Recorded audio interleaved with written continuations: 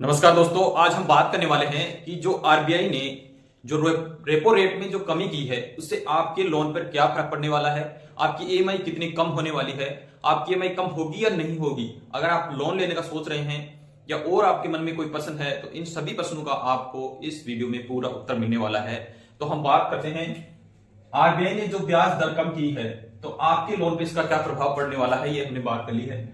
आपकी ईएमआई कम होगी या नहीं होगी ये भी हम देखेंगे। अगर कम होगी तो कितनी होगी और कितना आपको प्रॉफिट, यानी आपको प्रॉफिट का मतलब आपका कितना वहां पर बचत हो सकती है, आपकी जो बचत है कितनी हो सकती है।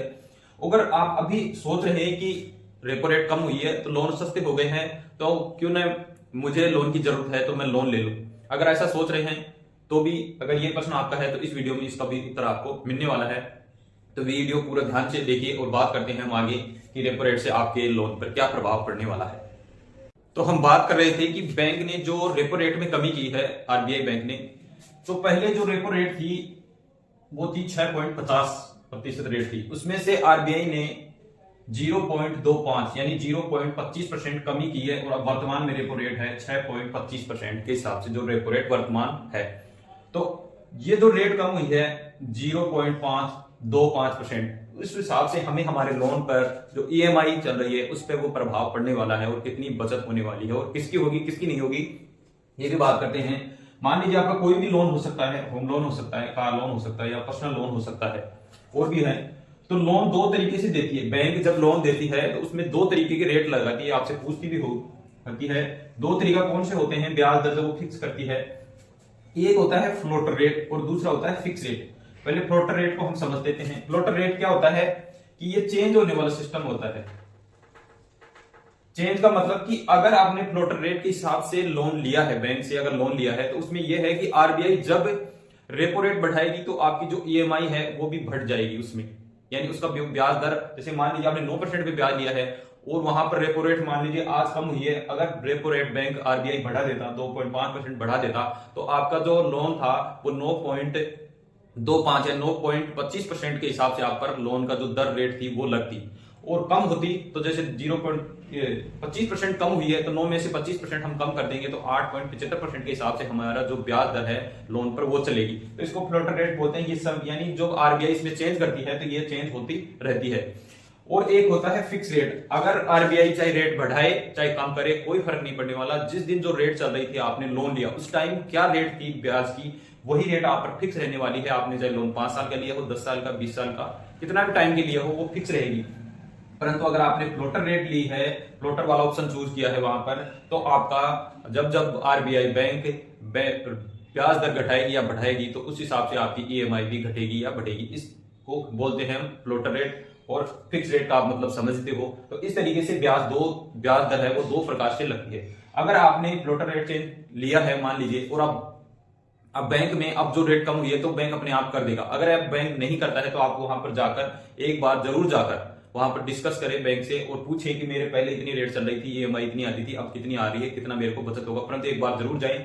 अगर बैंक नहीं करता है तो आप दूसरे बैंक में भी जा सकते हैं। अगर वो बैंक उस बैंक से कम में आपको लोन दे रहा है तो उस जो लोन है वहां पर ट्रांसफर करा सकते हो आप। पर ट्रांसफर कराने से पहले वो देख लीजिए कि जो हिडन चार्ज होते हैं बैंक के, बहुत से हिडन चार्ज होते हैं जो हमें पता नहीं होता है, उन हिडन चार्जों का टोटल कैलकुलेशन करके देख लीजिए और ईएमआई देख लीजिए कि उस बैंक से कम आ रही है तो वहां पर ट्रांसफर कराइए, नहीं तो वहां पर नहीं मत कराइए। तो ये चीजें आप देख लीजिए। और अभी अगर आप लोन लेना चाहते हैं, मान लीजिए अभी लोन लेना चाहते हैं तो अभी रुकिए, क्योंकि अभी बैंकों ने रेट कम नहीं किया है, थोड़ा रुक के और फिर लीजिएगा और सभी बैंकों का रेट देखिए, डिस्कस करिए कौन सा बैंक आपको सही ब्याज दर पर लोन दे रहा है और लोन दे रहा है तो कहां आपको ज्यादा फायदा हो रहा है, उसी बैंक से आप लोन लीजिए। और हम कैलकुलेट करके देखेंगे कि अगर ईएमआई पहले कितनी थी अब कितनी होगी और अब हमें कितना बचत हो सकता है। ये एग्जाम्पल के तौर पर हम पूरा इसमें समझने वाले हैं। साथ हम समझ लेते हैं कि हमारी ईएमआई पे कितना फर्क पड़ने वाला है और कितना हमें वहां पर बचत होने वाली है।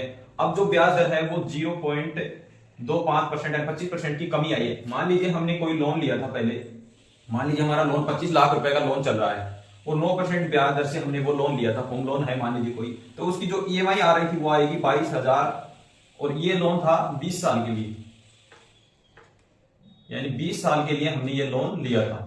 तो 20 साल के लिए जो लोन लिया था तो उसकी ईएमआई बनती है 22,493 रुपए। तो ₹22,493 पहले ईएमआई बन रही थी, परंतु ये 0.25% अगर हम इसमें ब्याज दर में कमी हो जाती है तो हमारी ईएमआई बनेगी वही 20 साल का लोन 25 लाख रुपए का लोन था, तो अब जो ईएमआई 9% से घटकर हो जाएगी मेरी 8.75% जो ब्याज दर है वो लगेगी, और उससे ईएमआई बनती है ₹22,093 बनती है। 22,093, अगर 22,493 में से 22,093 हम माइनस करते हैं तो 0 0 और 4, यानी हमें ₹400 हर महीने की बचत होती है। अब अगर हम यहाँ पर कैलकुलेट करते हैं कि ₹400 हर महीने बचता है तो 12 महीने के हमारे हो गए 12 चौका ₹4800, मोटा मोटा हिसाब सीधा है। और 4800 का अगर हम 20 साल का लेते हैं 20 साल का, तो 48 दूनी 96, तो लगभग ₹96,000, यानी ₹96,000 की हमारी यहाँ पर बचत होती है। सिर्फ इतनी जो रेपो रेट कम होने से हमारा लगभग ₹1,00,000 की हमें बचत हो जाती है। तो आपका कोई भी लोन हो आप इस तरीके से कैलकुलेट करके और देख के समझ सकते हैं। बैंक में जाकर जरूर पूछिए कि मेरी ईएमआई इतनी चल रही थी, अब मेरी ईएमआई में कमी आपने क्यों की। अगर आपने फ्लोटर रेट ली है तो वहां पर आप कमी करवा सकते हैं, अगर नहीं भी की है तो जाकर करा सकते हैं। तो बैंक में जाकर एक बार जरूर आप ईएमआई को चेक करवा लें। और ये वीडियो एजुकेशनल पर्पज से है, मैं कोई लोन कंसल्टेंट नहीं हूं। मैंने जो चीजें समझी हैं वो मैंने आपको बताने की यहाँ पर कोशिश की है। अगर आपको और लोन के बारे में अगर डीपली नॉलेज लेना है तो बैंक मैनेजर से आप समझ सकते हैं, या और कोई विशेषज्ञ सीए से, जो भी आपको अच्छा लगे वहां पर आप नॉलेज ले सकते हैं। ये वीडियो सिर्फ एजुकेशन पर्पज से है। तो आपको अगर वीडियो में दी गई जानकारी थोड़ी बहुत भी अच्छी लगी हो तो वीडियो को शेयर कीजिएगा, सब्सक्राइब कीजिएगा चैनल को, और एक लाइक जरूर कीजिएगा। इसी के साथ जय हिंद, जय भारत।